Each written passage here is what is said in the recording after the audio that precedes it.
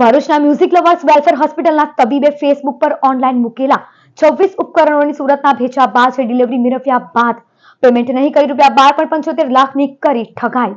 Bharuch welfare હોસ્પિટલના staff ક્વાર્ટર્સમાં રહેતા મૂળ ડઢાલના રિયાઝ મોહમ્મદ પાંચભાયા એમડી ફિઝિશિયન હોવા સાથે જબરજસ્ત મ્યુઝિક લવર્સ છે।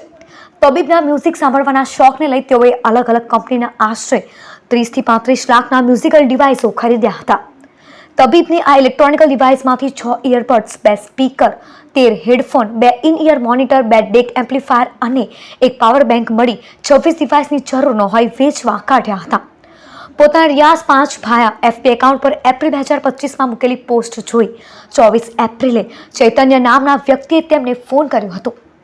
તબીબે આ ઉપકરણો મોંઘા હોવાનું જણાવતા આ ચૈતન્યએ પોતે પણ સુરતનો અને જબરજસ્ત મ્યુઝિક લવર્સ હોવાની સાથે તેની જમીન વેચાતા 62 કરોડ આપ્યા હોવાની હાઈડોઝ ગોળીઓ ગણાવી હતી।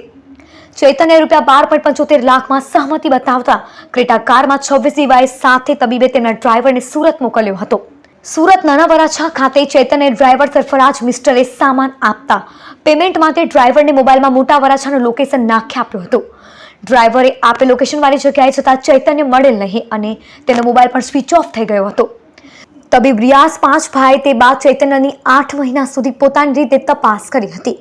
જોકે આજ દિન સુધી તે નહીં મળતા અંતે ભરૂચ બી ડિવિઝન પોલીસ મથકે ₹12.75 લાખની છેતરપિંડીની ફરિયાદ નોંધાવી હતી।